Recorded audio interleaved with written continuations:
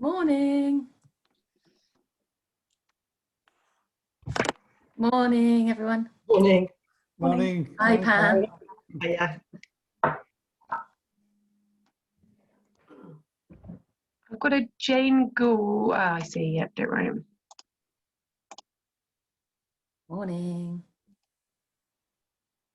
Zoom's a bit slow.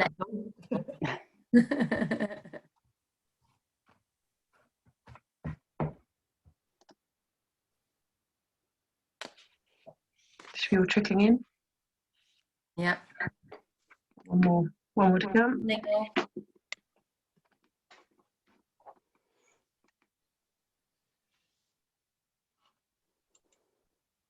Everyone in so far? Good morning, everyone. Morning. That's 24 of us so far, and that's nobody else in the meeting room.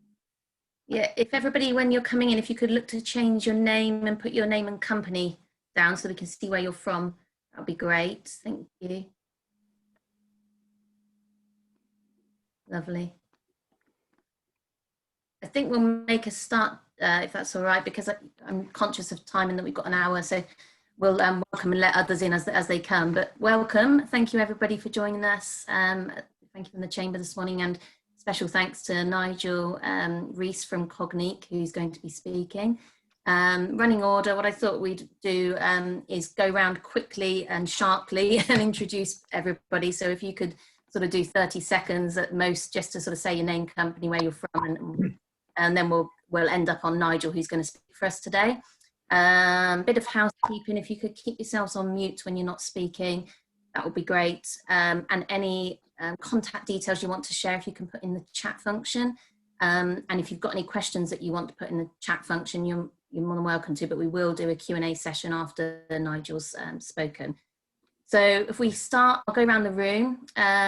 Start with Jen quickly. Hi, Jen. Hi, Jen, Somerset Chamber. I think you all know me anyway. Chris Thomas.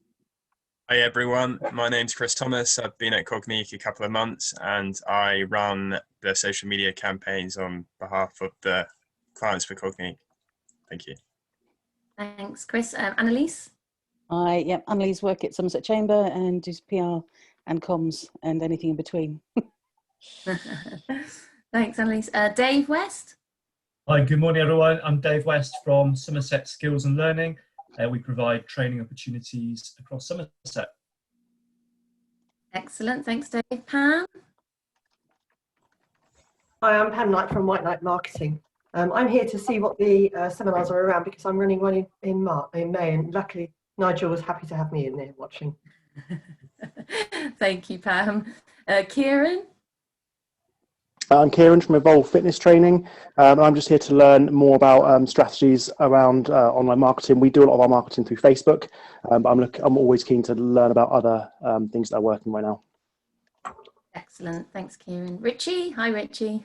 Hi, my name is Richie. My business is called Connectable and we specialise in building WordPress websites. Sorry, are we saying what we're here for as well, or is it just a business? Yeah, you can do. Just a quick, yeah. I'm just here to see Nigel. I think he's great. Brilliant. Thanks, Richie. Ellie?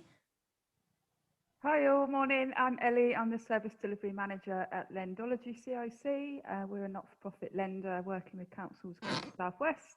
And I've recently met Nigel and we'll probably be working together in the future. So it's very exciting to see him talk today. Brilliant. Thank you, Ellie. Hi, Rosa.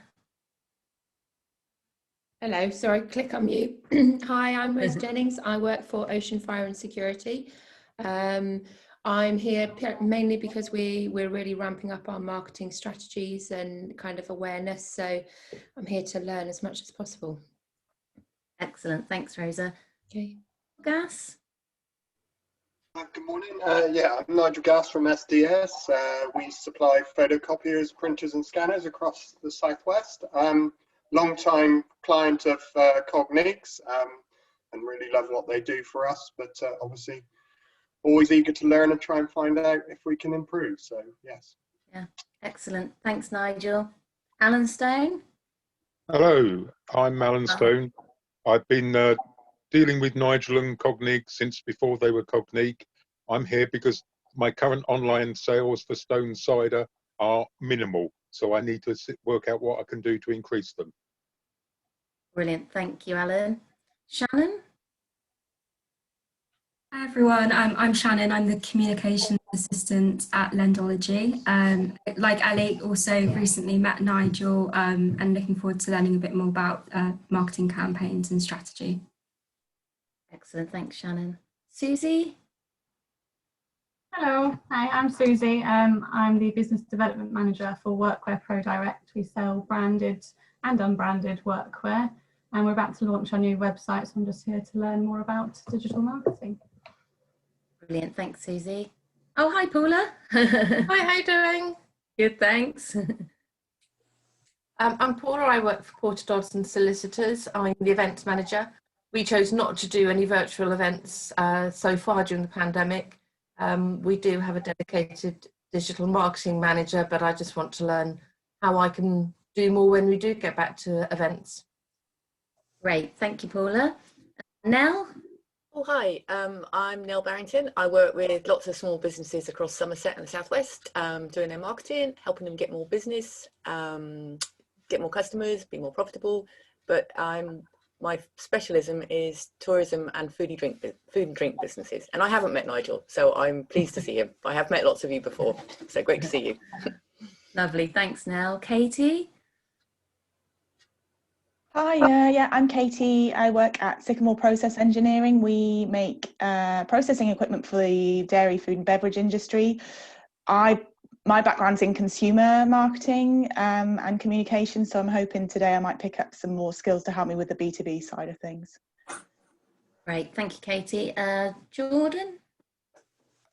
Hi everybody, I'm Jordan. I'm from Musgrove, the charity of Musgrove Park. I'm just here to learn more skills and tips on digital marketing because I look after social media and websites.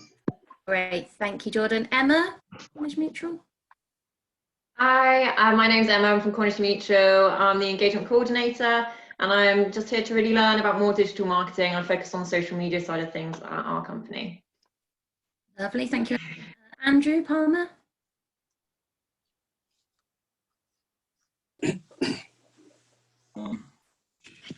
Morning everybody, Andy Palmer, Access Performance. We focus in business performance processes, so looking at how to make demand management more efficient is always something of interest. Lovely, thanks Andrew. And I think the last one, Chris Gold. Yeah, hi guys. I'm sorry I can't seem to get a picture of me on the screen for some unknown reason. That's probably good for you guys. But anyway, yeah, I'm Chris Gould from Business Growth Southwest. I run a business that is specifically focused on helping companies in the region who want to grow their business in an accelerated way. Great, thank you, Chris. And I've just had a message come through from you, and you can see me. So we can see you. Excellent, thank you. Brilliant, great to meet everyone. So without further ado then, I'll hand over to Nigel Rees from Cognique. Great. So, morning everyone. Can I just check that we can all see my screen? Yep. Yep, and you can all hear me? Yeah. Even better. You're a bit distant. I'm a bit distant. That's just me. Okay, I will try and shout a little louder. Hang on a sec. Okay.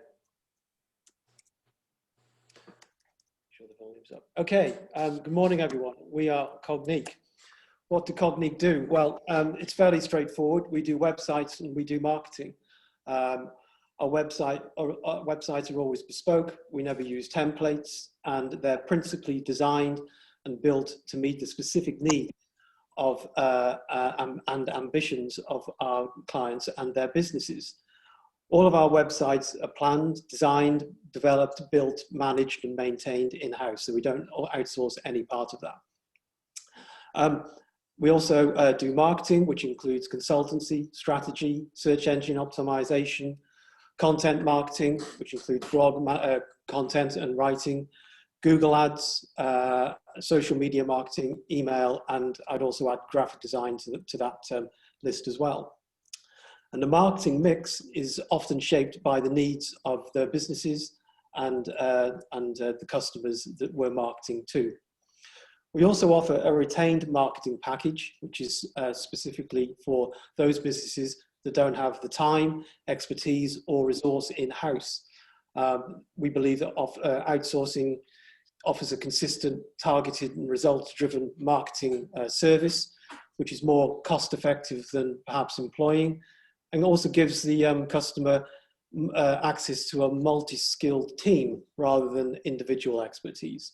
And there's also no lengthy contracts, and that's quite attractive as well.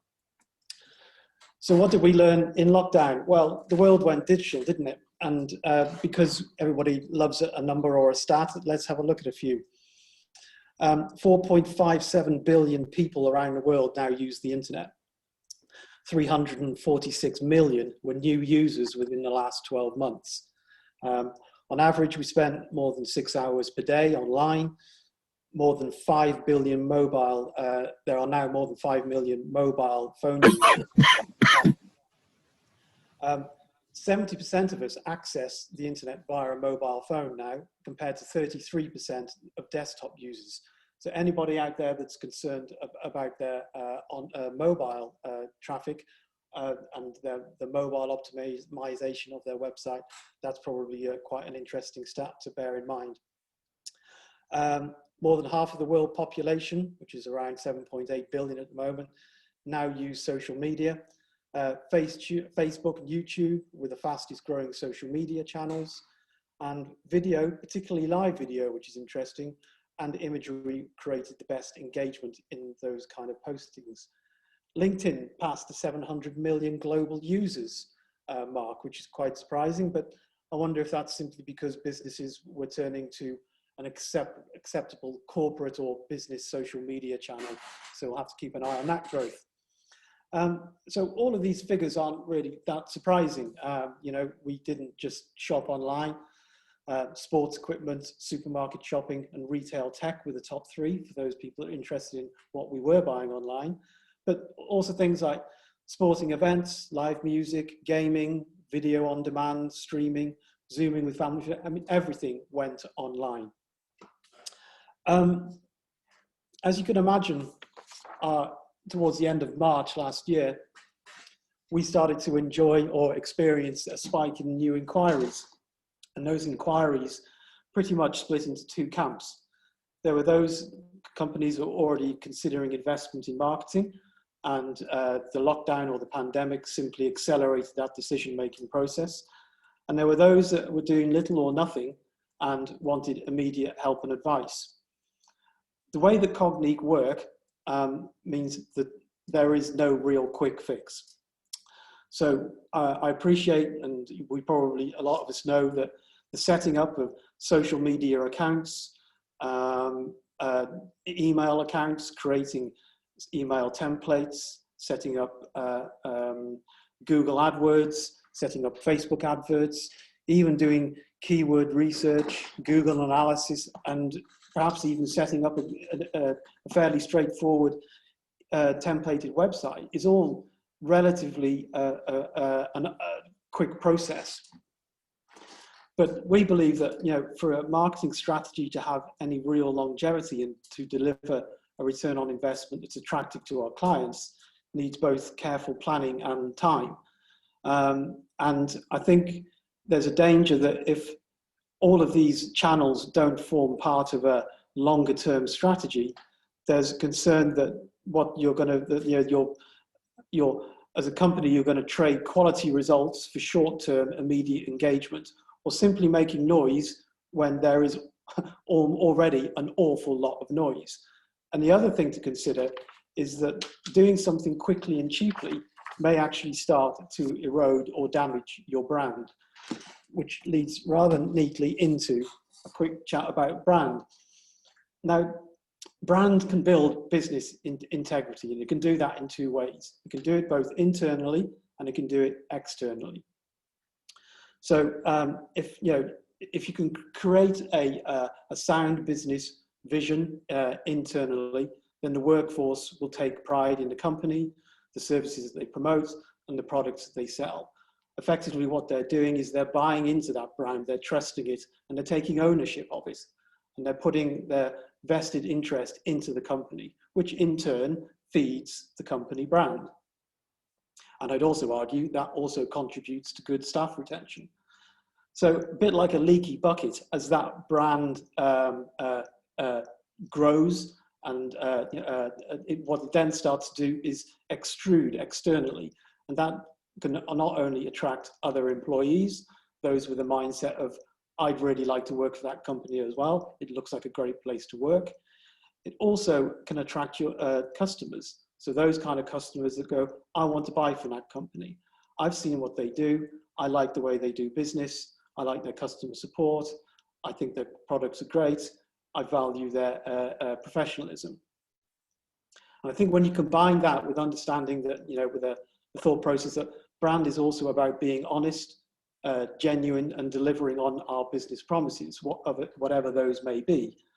And I think as we experience this continued physical disconnect between our customers, that trust in brand is going to be more important than ever going forward. And then that kind of leads on to your customers and understanding why do they buy, why do they engage, and why do they return? And ultimately, they trust and also respect your brand. Your customers are agreeing with what they see, what they read, or what they hear. And that's potentially because they're already existing customers. So they've already bought into that trust, which then means that they can also become ambassadors of your brand. Or because they've seen, heard, read your persuasive messaging via your marketing. So think keeping your messages as you go forward consistent, and that's consistent visually, tone of voice, and in timing, and clear, is going to make it far easier for your customers to understand your marketing messages and then also act upon them. So there's quite a lot going on in there, but I do think that now, perhaps more than ever, if you're looking at the next 12 months of marketing, it's really, really important to focus on your brand and what you deliver as a company. Just want to talk to you a little bit about James Tobias. James Tobias were introduced to us actually by SDS. Thanks, Nigel. They were introduced to us about 14 months ago. They design, manufacture, and install commercial interiors. And they approached us because there was, there was a feeling that they'd lost sight internally of their business. Effectively, they'd lost sight of their brand. They had heritage, they had credibility, they had innovation, both in customer service, manufacturing, and the products they made and installed. But somewhere along the line, they'd taken their eye off the ball. And they had great USPs, but they weren't telling anybody their story. And one of the first things that we did, or worked with them, was we did some business benchmarking. And that included identifying their USPs, their KPIs, talking about what their heritage and what that meant to them. Trying to understand their place in their sector, and then discuss how we were going to get them, elevate them back into the marketplace as a premier brand. One of the major things that we worked on was the sales team. There was a massive disconnect between the sales and the marketing. The sales guys, were all focusing naturally on sales and hitting targets. But what they really weren't on board was James Tobias brand positioning and also how marketing could actually help their sales process. So we worked with the marketing manager internally to create a mission statement, if you like, which was for internal purposes, that was used to get the sales team on board and also to inspire them. And then we also combined that with a survey that we gave to the sales team and asked them to directly input into this ongoing strategy. And then what that helped do was internally strengthen that brand. So by the end of that process, not only did we have a technical audit of the business, We knew what the website was doing, what all of the digital mechanics of the business was doing from a marketing point of view. We also had a really good understanding of the business as a whole, and everybody internally bought into that strategy and how we went forward. And then we did the whole sort of brand evolution, added some mission statements or some declarations of intent, if you like. Then they design spectacle, they redefine space, they deliver excellence, etc. And then we started to push those kind of statements, those mission statements, outwardly. That was then combined with an entirely new bespoke website, which was launched last September. And then while that was being built, in the background, we were creating a full marketing strategy. So by the time that the website was going live, everybody knew what the strategy was from a marketing point of view going forward. And it included a lot of the ingredients of the marketing channels that we spoke about earlier. 4 months later, you can see that these are the kind of positive trends that we're experiencing already. And the ongoing work means that we're keeping a very close eye on those kind of metrics, and we'll be able to report on those as the weeks and months go by. So what should you be doing? Well, our first advice would be to pause and reflect. There's a massive amount of talk at the moment about diversification, change, adapting to new ways of thinking, of working, and of doing business.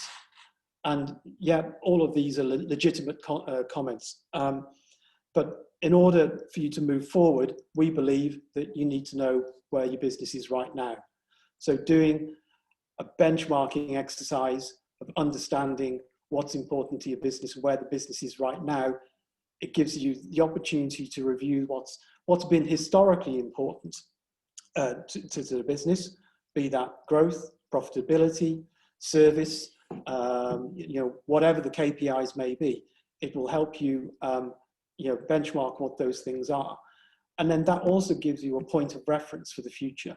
So in 12 months' time, when you've gone through your strategy for growth, or even if it's just a strategy for stability, you can then reference back to this point and go, okay, well, that's where we were. This is now where we are. Excuse me a sec. So if you were working with Cognique, one of the things we would recommend is a marketing audit. And at this stage, we would be looking at reviewing the core services and products of the business. So are you focusing on what's important? And I mean, from a marketing point of view, are you focusing on what's important from a marketing point of view, not just now, but for the future ambitions of the business? So you could be thinking about new products, innovations within the business, services or products that are perhaps redundant. You may have been thinking of shelving certain services or products. Is now the right time to do that? Perhaps you've been looking at a product that you've been keeping under the shelf. Now might be the time to bring it to the fore. While you're doing that, consider if you have sales team, if you have an internal sales team, if you have a supply chain, if you have a distribution network, talk to them as well, review that, audit that, understand their perceptions of you as a company, and talk to them about how they work. Are there ways that you can work differently with them than you have been in the past that will then give you a competitive edge or a point of difference over the competition? And if you can identify things like that, that's going to give you, from a marketing point of view, something to hang your hat on, and again, perhaps give you an edge over the competition or a point of difference to attract new customers. When you combine that kind of audit with, again, a full technical audit of your website, your social media, and all of your other marketing activities, that then becomes quite a compelling document about where you are right now. And also about understanding your customers. Now, this all sounds very obvious, and a lot of people will talk about this, know who your customers are.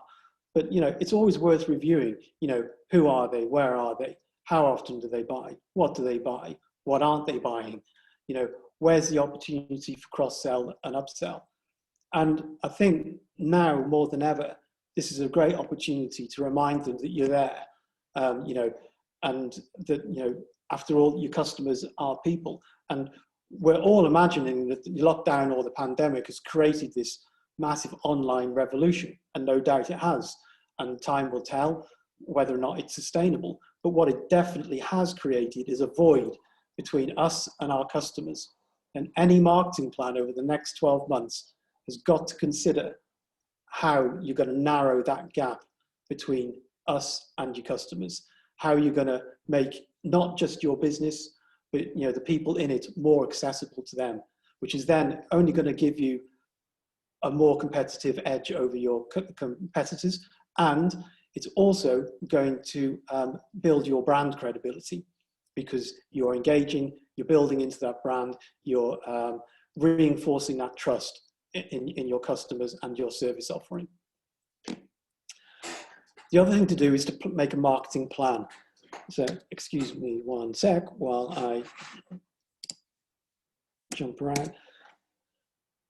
So I mentioned that we're doing continued marketing with James Tobias, and what you're looking at now, down the left-hand column, we've got week 1 through to week 16, which you can see takes us right up to April the 12th.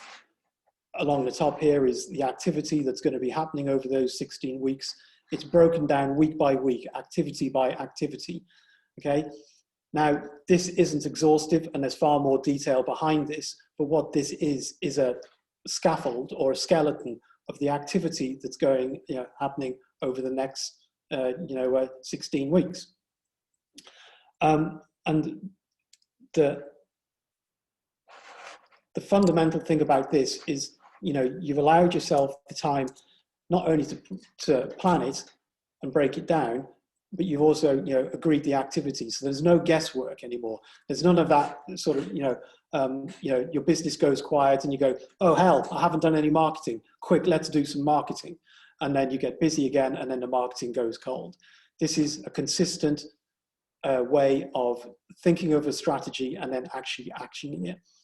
And then if you make it visible, and, you know, share it with your colleagues, ask them to pin it up in the wall in whatever environment that they're working in. And then once a week, get together on a Zoom and talk about it. And you'll probably find that what that happens is, you know, not only when you make it visible, it becomes more real, but also what it does, if you share it with your colleagues and the people that, you know, it makes them know that there is a shared vision, there's a goal, there is a plan, and it builds confidence in that, you know, there is business growth, there is a strategy. And again, that feeds back into making your colleagues or your workforce confident that, you know, that there is ambition within the business, and that feeds back into you know, the strengthening of the brand that we were talking about earlier. Okay, this is the final slide now, so then we could go to a Q&A. We've been really surprised by some of the inquiries that we've had.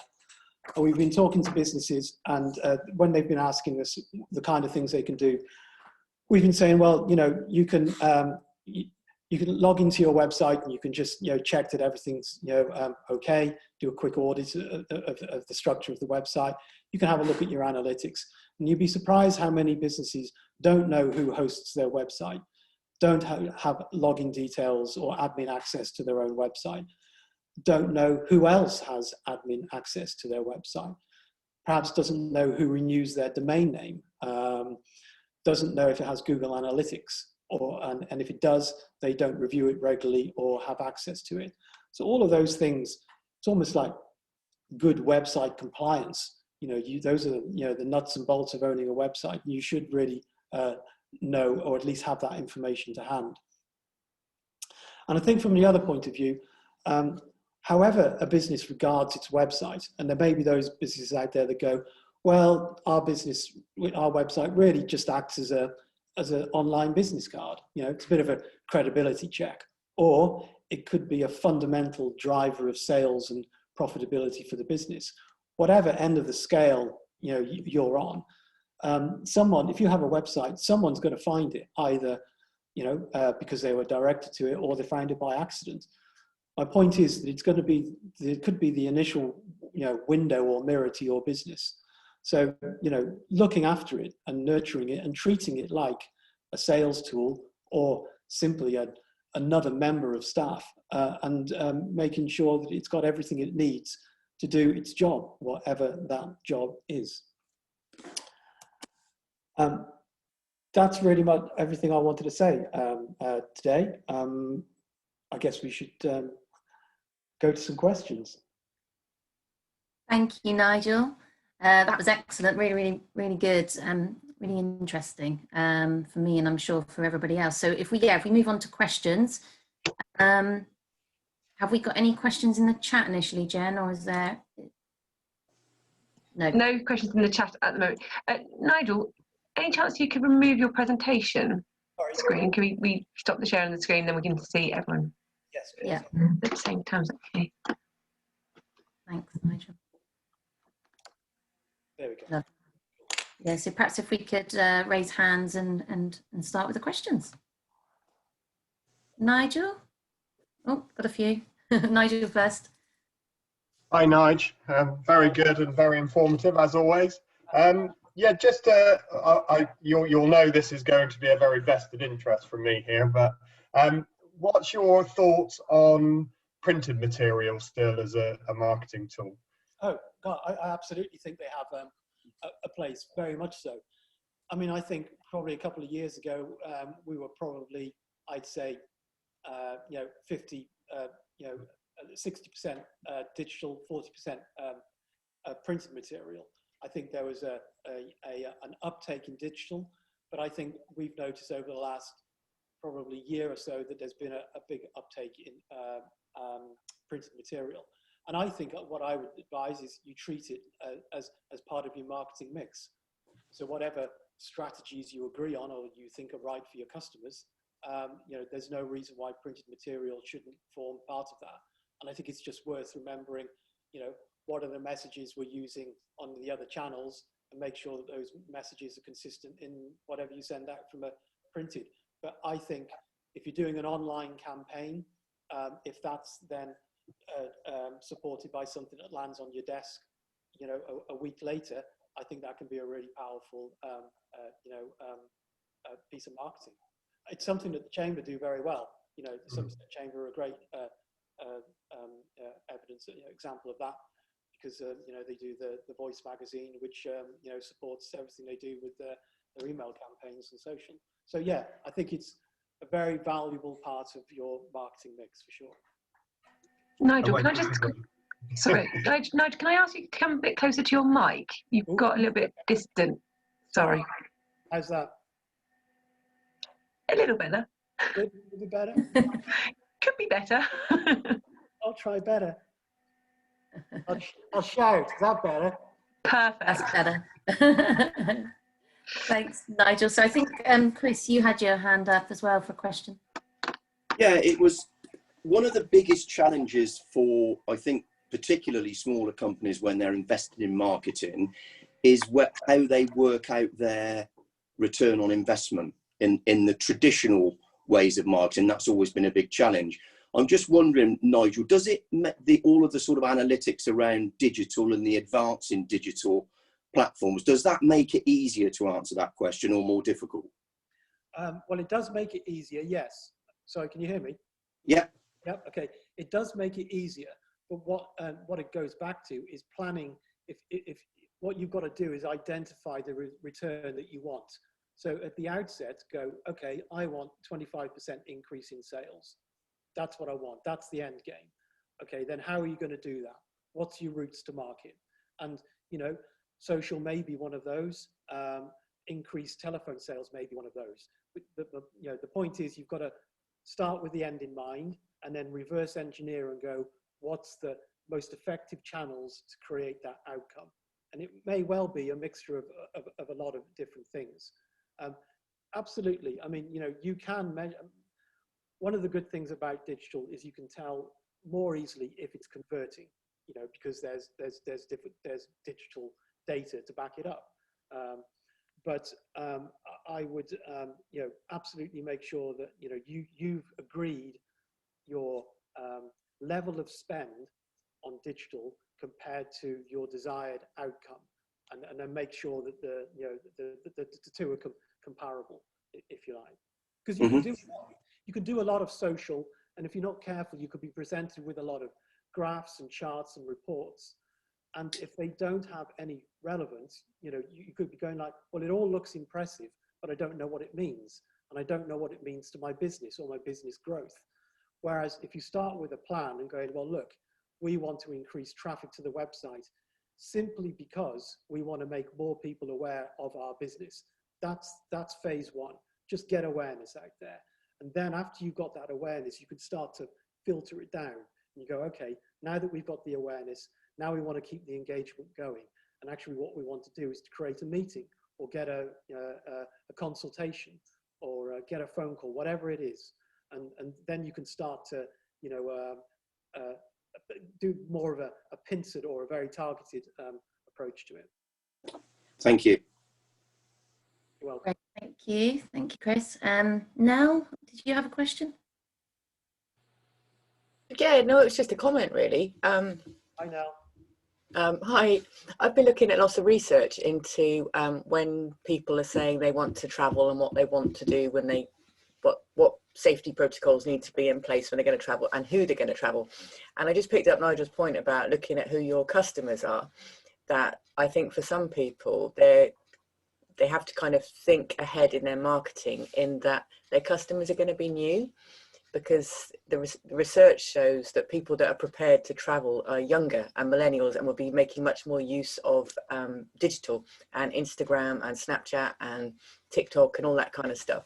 And I wondered if Nigel had any thoughts about targeting the younger market. And sorry, there are lots of questions, Nigel. Also TikTok, something I don't know anything about, but younger people keep talking about it. And I wondered if you had any thoughts on it.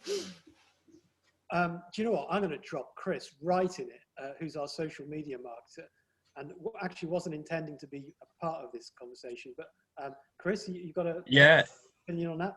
That's a fascinating question. So yeah, TikTok is definitely an avenue for that younger audience. I'll bring it back for an overall picture though, that I think it's very easy to think with social media that you're targeting a younger audience in general. That's definitely not true. And I think there's, what do they call it? Basically an older audience that is getting ignored that you can really get to on social media, on those traditional channels like Facebook. With TikTok, it's not something that we've done yet, but are looking into. And TikTok, as an advertising platform among marketers so far, is actually still quite low in terms of what return they think they're getting. But from what I understand, like the price per impression, etc., is good value, and it's definitely something we're looking into. Because, like, even though I'm saying that I still really believe in Facebook and those sort of more established platforms to target a really wide breadth of audience. I think that really younger audience, you're totally right with Snapchat and TikTok is definitely very interesting. Can I also ask something just quickly about Facebook, and also because it used to be that if you wrote good content and you posted frequently, then your post got seen by people. Yeah. But it kind of seems that the algorithm is kind of hiding that now. So unless you're paying for stuff, you're not appearing so much. Is that? Yeah. I actually went to Facebook with a company I used to work for, and they showed me the graph of their algorithm over a decade, and it's it's so difficult to get organic reach at the moment, and it's been getting harder and harder. And yeah, you can with basically, I find I can put a huge amount of effort in organically, but I know that I'm going to basically do that much quicker if I put some money behind it.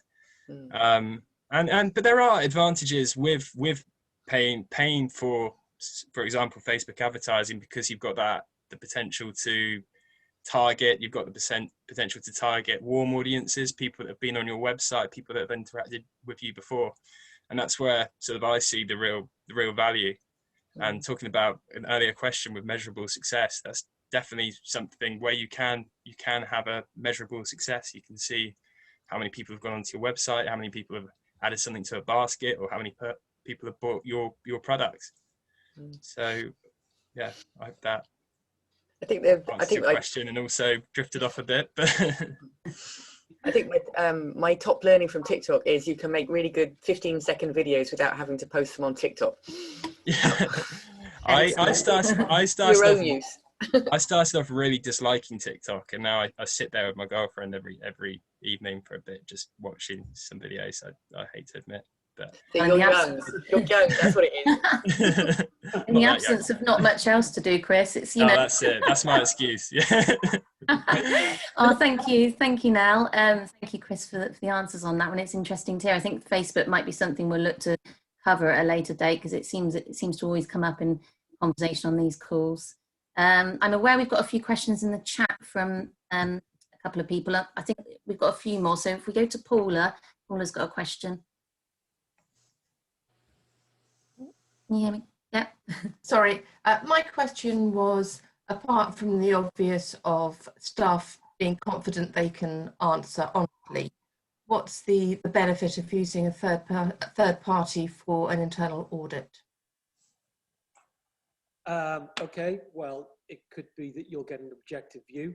So you're actually asking someone to look at it with a who doesn't know your business and isn't perhaps not blinkered but hindered by that kind of knowledge. And we're also looking at it for a particular reason. We're looking at the nuts and bolts or the fundamentals of the business as well, if you like. So it's an objective, unbiased, external audit of the company. I guess if you're talking to internally to team members, they may feel more comfortable talking to someone that they don't consider as colleagues, and and also if the process and the outcome is explained to them, so you've already kind of discussed why you're doing it and the positive benefits of it, and that you're all working as a business towards a positive outcome. That could also be quite an interesting activity as well. Thank you. We currently do a very structured internal audit every year, except last for obvious reasons. And we get really good metrics because it's the same questions asked year on year. But I kind of feel it's a bit stale because everybody knows what they're going to be asked. Okay. So it's putting in the balance, asking the same questions so you can see how you've improved and where you still need to, whilst keeping it fresh. Yeah. And I suppose it's also adding in the context of what do you want to take from those results. So if you're just trying to get an overview of your business, fine, it's just benchmarking where you are now. But if you're looking at as a view of kickstarting or trying to reach a particular ambition, then what kind of information do you need to know that will start that ascent to that kind of growth or ambition, I suppose. So that's the other way of looking at it. Thank you. Great, thanks, Paula. A few more coming up now, so we'll try and get through everybody. So Andrew Palmer has got a couple of questions.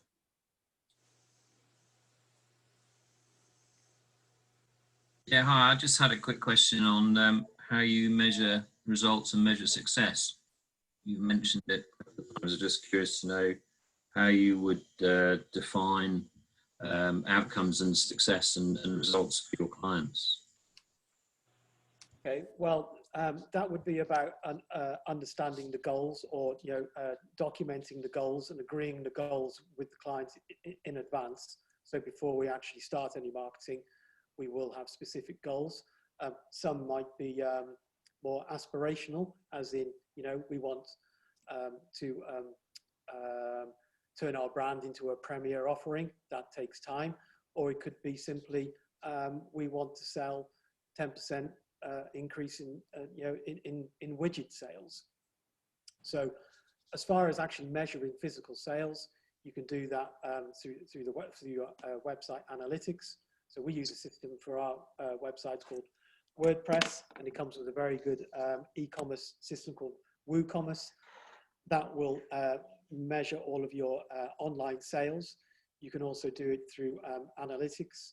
So Facebook, you'll have a pixel on your website, so that would be able to if that's linked to sales, then that will also be able to tell you what physical sales you have. So those kind of, to measure your successes, if it's conversion of sales, that's relatively straightforward. If it's conversion of engagement, of visitors, of inquiries, then that is a longer term strategy, and that's not more difficult, but that's based on gathering evidence over a longer period of time. Thank you very much. Great, thanks, Andrew. Alan, can we go to you next?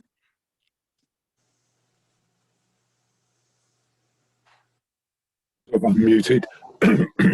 Yeah, this there's a comment from Pam just above mine on the chat saying only about 10% of your followers see your organic post now. I'm not sure I quite understand that. Does that mean if you're posting on Facebook, your followers don't necessarily see it or don't have access to it? And it does seem that we're moving into an age where actually paid for advertising is essential to get noticed on social media. And I just like an understanding of what options there are, how much should be spent, what are the results we should be looking for. Chris, you look like you're dying to answer. Well, on the first point, yeah, you're right, and Pam, yeah, Pam's right. I'll take her word for it with 10%, but basically, if I have a brand and I have 100 followers or 100 likes on Facebook, then only 10% of those, I could do a post today and only 10% of those would see that post. And in regards to the second point, in terms, what options there are, I mean, yeah, there are plenty of options. And back to the earlier question, that different platforms like TikTok might go to a younger audience, but if you know kind of what your audience is and the best way to reach them, it's quite likely going to be multi-platform. So it's going to be, Facebook, Instagram, and Twitter, for example. And then I know this is probably not the answer you want to hear right now, but in terms of budget, it's quite hard to say, and it is a bit how long's a piece of string unless I did more work on your particular, on your business, etc. But the options are raise awareness, or whether if you've got e-commerce, it's going to be very focused on sales, and you can do a trial. If you've got like Nigel said, with a pixel on your website, there can be a piece of code, a pixel on your website that can track what goes on your website. And if you do, for example, Facebook advertising, you can see what actions take place on that website. So it's quite easy to do a trial and see kind of what success you get and that, or what happens with that trial, and then you can make decisions going forward how much it will cost to get X action, which might just be a sale of your product, but it may be that you want to get emails, it may be that you just want people to go to your website. So I hope that helps a bit. If not, happy to expand on anything. I'd just like to add to that. I mean, regardless of whether or not the 10% of your followers see your organic posts, I think what Chris has said is absolutely right. It's about the mix of things. So it's not being reliant on one channel, and also it goes back to about understanding your customers, and then understanding how your business solves your customers' needs or answers your customers' questions. So if you could be talking in the first place and answering the kind of problems that they have or the kind of queries that they have, if you can demonstrate expertise, so that when they're searching for these kind of problems, online, they're finding you, or they're hearing good reviews or reading good articles about you, then the chances are you're going to increase those chances of them coming to you. And it's just about it's about agreeing, understanding the messages that you want to put out there and across as many channels as you want. And again, that goes back to understanding who your customers are. Something, if I may say, that SSL do really, really well, and they understand what their customer demographics and profiles are, and not only do they know that, they also do a really nice job of communicating to those different markets and customers consistently, and that's visually and with their messaging as well. So it's I do believe it goes right back to understanding who your customers are and also how you can solve their problems, and just being on multiple channels. Yeah, great. Thank you, Alan. I will try and get through one more. We've got Katie who's wanting to ask a question. Katie? Hi, yeah, mine, it was in relation to business marketing. In the example of a company that doesn't do any advertising spend, and we're not an e-commerce site, so we don't have any metrics around conversion that we can look at. What would your top 3 metrics to measure be? Sorry, your B2B? Yeah. Okay. Well, if you wanted to get online, you could probably create a LinkedIn company page, and then get everybody within the business to also join it.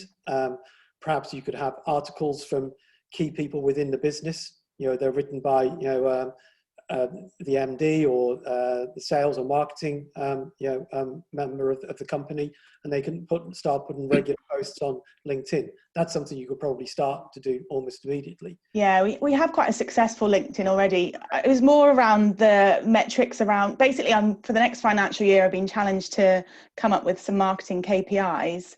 Right. And I'm very results orientated. I like to have data and numbers, and I'm just struggling really when we can do it with shows when they happen quite easily, but things like conversion rate, it's not always that our customers come to us and say that they've come via social media, for example. They would always be assumed that it's word of mouth. It's quite an incestuous industry we work in, so there's lots of gossiping and going on. So yeah, I'm just really wondering what metrics you would pull out from either the website. Is it time on site, or is it new visitors versus returning, or what metrics would be good over a year to measure how successful your marketing is being for your B2B business? Oh, wow. Well, I think all of those things that you've just mentioned would be really valuable. I mean, sorry, was your question about how are you going to attract new business? No, it was about which metrics are, in your opinion, the most important. Okay, that's a really good question. I know, and I'm really struggling because I know all of these things and metrics, but I just want to make sure that I'm pulling out the ones that are should be top of the list. Yeah, I mean, I guess you can earn your report on the channels that you have, and one of the other things that you could do, I suppose, is again talk to your customers, your existing customers, and then understand why they buy from you and how you add value. And one of the things you said, it's quite an did you say incestuous marketplace? Yeah. Yeah. So what you could do is go to your customers and actually get testimonials and testimonials and case studies from them, and then use those as a matrix for growth. And then you can go, okay, well, look, there's a commonality between all of these our existing customers. This is why they're buying from us. And then what you could possibly do once you've got that information is leverage it on social media or on your LinkedIn page. Mm-hmm. And you could actually even put it together as a letter, as a prospecting letter to other businesses that might be interested in your services, and use that evidence as a case study. Say, don't take our word for it. We've done it for X, Y, and Z, and here's the case study and testimonial. So it could be the opportunity to do a really nice mail shot, which then gives you an excuse, not an excuse, gives you an opportunity to then ring up a week later and go, hi, did you get that letter? Is that something you might be interested in? And then it goes back to that thing we were talking about earlier about bridging the gap between our businesses and the and our customers. Mm.